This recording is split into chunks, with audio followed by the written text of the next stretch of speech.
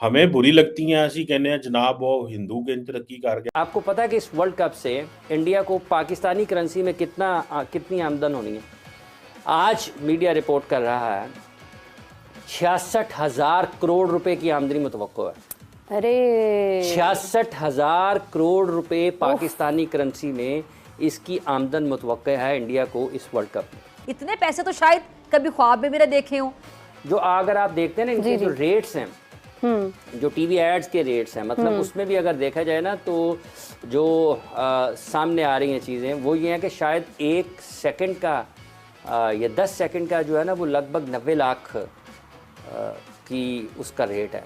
इतने पैसों की बातें हो रही। कभी ये जानने की कोशिश की है कि भूख की तड़प और कतारों में खड़े होकर हाथ फैलाने की जो जिल्लत है, ख्वारी है, वो क्या होती है? तो पाकिस्तान के सितारे नहीं कह रहे हैं कि कोई इसी तरह कोई मिलियन डॉलर कुछ हमारे पास भी आएंगे?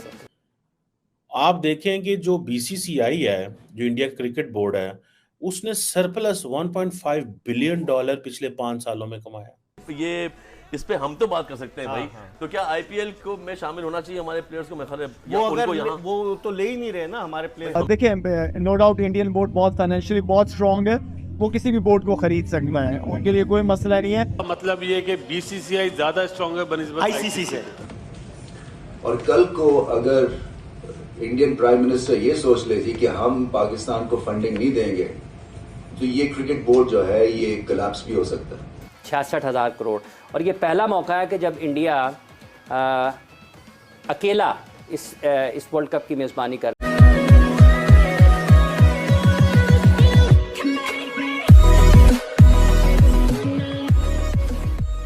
नमस्कार दोस्तों, अब यहाँ पर बात हो रही है कि इस वर्ल्ड कप से बीसीसीआई को तकरीबन 22,000 करोड़ का फायदा होने वाला है, लेकिन यहाँ पर बात हो रही है 66,000 करोड़ की बात हो रही है, वो पाकिस्तानी रुपयों में है अगर इंडियन रुपीज़ में काउंट करो, क्योंकि इंडियन रुपी जो है वो पाकिस्तान से 3 गुना स्ट्रॉन्ग है।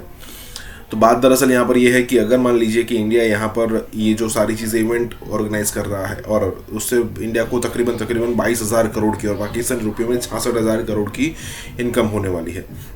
अगर आप देखो तो ये तकरीबन अमाउंट होती है 2.923 बिलियन डॉलर के आसपास।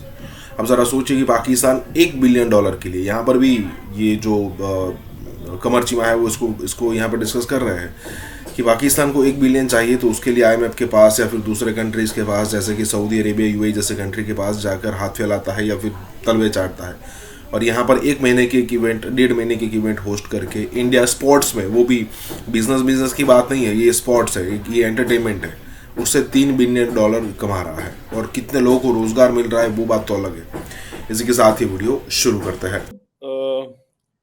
भारत और पाकिस्तान के जो क्रिकेट बोर्ड है उसकी अक्सर हम बात सुनते हैं, बड़ा चर्चा होता है जनाब, बड़ा सख्त कंपटीशन है, हम ये जनाब कर देंगे, वो कर देंगे। मुझे एक चीज़ की समझ नहीं आती कि हमारे अदारे भी नाकाम है, हमारे क्रिकेट स्पोर्ट्स भी नाकाम है।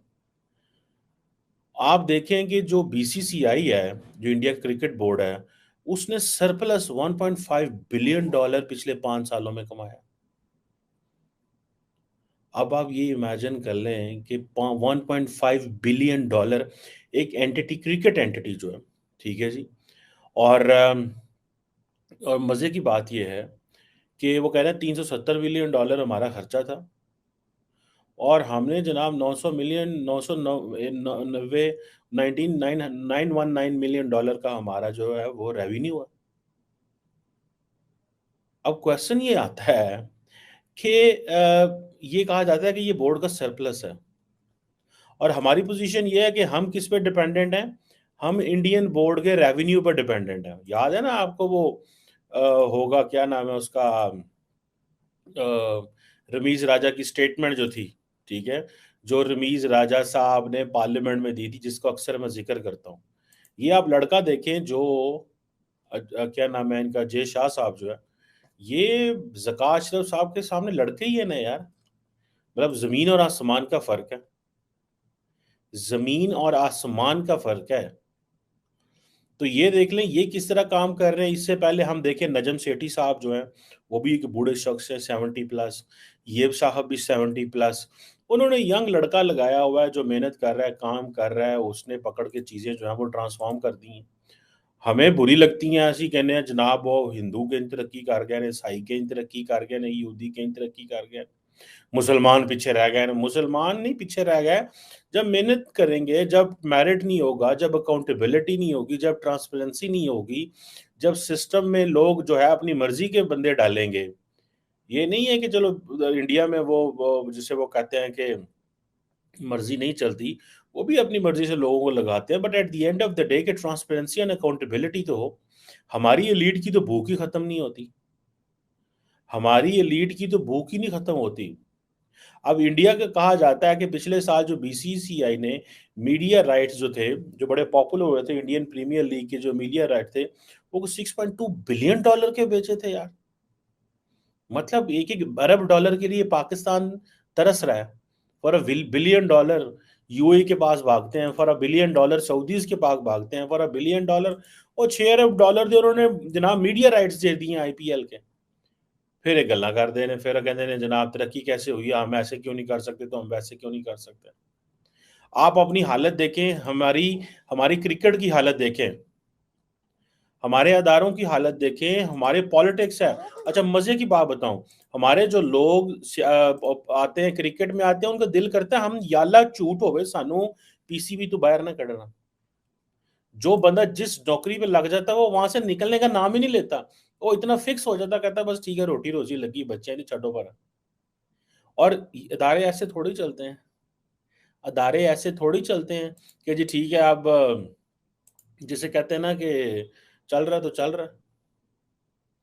अब पाकिस्तान की वो जो क्रिकेट जो थी, क्या नाम है उसका यार, वो जो हॉकी टीम जो थी, ठीक है जी, वो मेरा ख्याल है इंडिया गई हुई थी और वो एशियन कप ट्रॉफी से बाहर हो गई और इंडिया ने कर दिया। अब देखें वो 15 कितने बच्चे थे अभी वो, ठीक है, मुझे तो लग रहा है कि somewhere they lost in the confidence.